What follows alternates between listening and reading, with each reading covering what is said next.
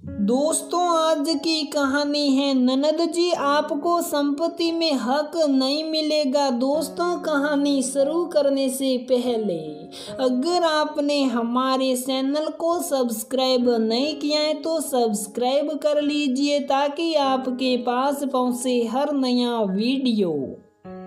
माया दीदी कल वकील साहब रहे हैं वसीयत के कागज लेकर। माँ बाबूजी की अंतिम इच्छा थी कि वसीयत जब पढ़ी जाए तब आप भी वहाँ हो और वकील साहब ने भी आपकी मौजूदगी में ही वसीयत पढ़ने के लिए कहा है।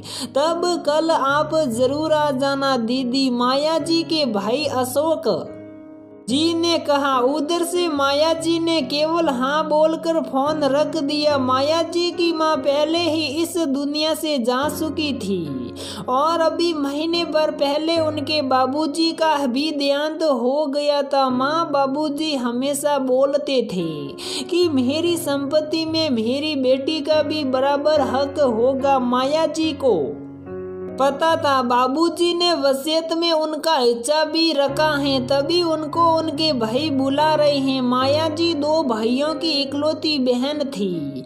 माया जी को अपने भाइयों से सिर्फ प्यार और सम्मान चाहिए था, इसके अलावा कुछ नहीं। दूसरे दिन माया जी अपने पीहर पहुंच गई।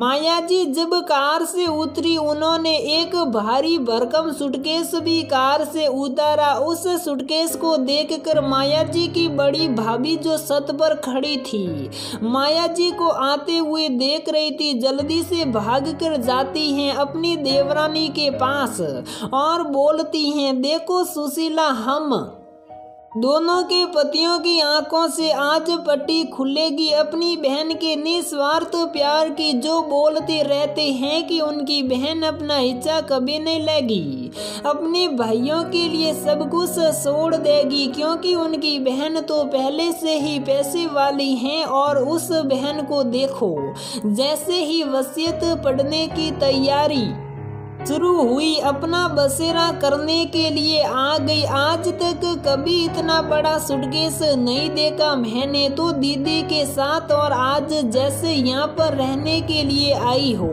हमेशा वैसे आई हैं। दोनों देवरानी जेठानी बातें कर रही थी, तभी अशोक जी आवाज लगाते हैं कि अरे बातें बाद में करना, दीदी आई हैं, पहले चाय बनाओ। दोनों दीदी के बूझे मन से पैर छूकर चाय बनाने चली गई।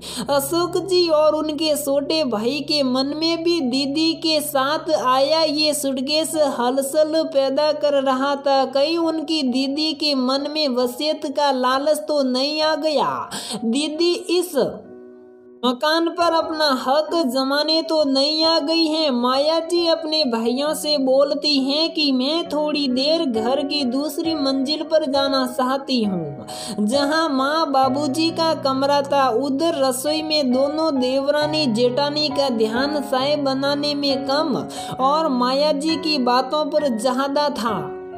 जैसे ही माया जी दूसरी मंजिल पर गई, दोनों अपने पतियों से बातें करने लगी कि देख लिया अपनी प्यारी बहन को, अरे चाहे कोई कितना ही पैसे वाला हो अपना हक नहीं छोड़ता, और अब देखना अपना सबसे पसंद का हिस्सा लेगी। यहाँ पर बड़े आए अपनी बहन की दिलदारी की बातें करने वाले। तुम्हारी बहन के कोई फर्क नहीं पड़ता कि उनके भाई कम पैसे वाले हैं तो मैं तो अपना हिस्सा ना लूं, कम से कम अपने भाइयों की मदद करूं। पर नहीं, आ गई महारानी जी अपना हिस्सा लेने। एक फोन करते ही उधर माया जी अपने माँ बाबूजी की बनाई उस हवेली को जी भरकर निहार रही थी। अपने बचपन के उन प्यार भरे हुए किस्सों को याद कर रही थी। अपने भाइयों के साथ बीता हुआ पूरा बचपन माया जी की आंखों में कैद हो गया था। माया जी घूमते घूमते झूले के पास आ जाती हैं। ये झूला उनके घर का दिल था। तीनों भाई बहन अपनी माँ के साथ झूले पर कितनी मस्ती करते थे। माँ से बालों में मालिश कराना हो, खाना खाना हो, दूध के गिलास से बचने के लिए झूले के चारों तरफ शक्कर लगाना हो, तीनों भाई बहनों का झूले पर बैठकर खेलना हो, ये सब माया जी को जैसे कल की बातें लग रही थी। ऐसे सोचते सोचते माया जी झूले पर आकर बैठ जाती हैं। तभी उनके भाई और भाभी भी यहाँ जाते हैं। साय लेकर माया जी बोलती हैं, भैया झूले पर बैठो।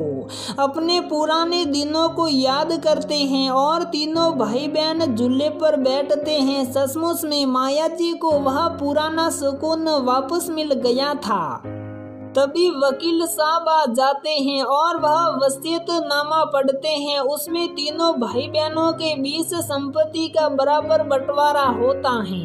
माया जी बोलती हैं, भैया मुझको तो ये एक झूले के पास वाली दीवार दे दो। माया जी के भाई थोड़ी अचंभित हो जाते हैं कि एक दीवार लेकर दीदी क्या करेगी। माया जी अपना सूटकेस मंगवाती हैं और उसको खोलती हैं। सूटकेस में से माया जी के बचपन की उनके माँ, बाबूजी और भाइयों के साथ बिताए हुए खूबसूरत लम्हों की खूबसूरत फ्रेम में सजी हुई तस्वीरें थी। माया जी उन तस्वीरों को झूले के सामने वाली दीवार पर लगा देती हैं। माया जी के भाई और भाभी दोनों भावुक हो जाते हैं। उन तस्वीरों में हंसता मुस्कुराता हुआ एक अटूट बंधन में बंधा हुआ परिवार था, जिसमें उनकी जिंदगी के वह सब पल थे जो उन्होंने साथ में बिताए थे। कुछ भावुक पल, कुछ शरारती पल, कुछ माया जी के विदाई के पल, कुछ राखी के पल,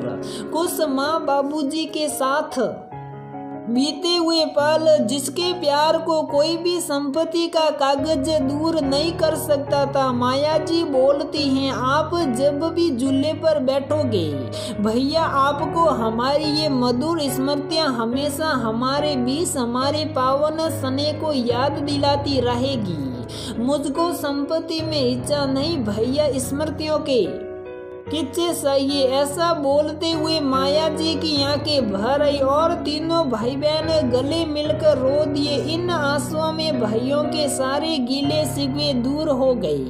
अब इन आंखों में सिर्फ और सिर्फ सुंदर स्मृतियां का बसेरा रहेगा। माया जी की दोनों भाभियों अपनी सोच पर पछता रही थी। आज उनके अंत मरण में भी अपनी ननद के प्रति प्यार और सम्मान की स्मृति का डेरा था। माया जी जब घर से विदा लेती हैं तो उनके भाई और भाभी बोलते हैं, दीदी ये मधुर स्मृतियां हम लोगों को देने के लिए आपका बहुत बहुत शुक्रिया। और नम आंखों से माया जी को विदा देते हैं और बोलते, हमेशा इन यादों को ताजा करने के लिए आती रहना दीदी। बेटियों को अपने मायके से सिर्फ मीठी और मधुर यादें ही चाहिए। वह अपने आप को मधुर स्मृतियों में सजाए हुए रखना चाहती हैं। अपने मायके में अपने भाइयों के दिल में आपका क्या कहना है, इस बारे में जरूर बताइएगा। तो दोस्तों, हमारी ये कहानी यहीं पर समाप्त होती है। अगर आपको हमारी ये कहानी पसंद आती है तो वीडियो को लाइक करें, शेयर करें और हमारे चैनल को सब्सक्राइब जरूर करें।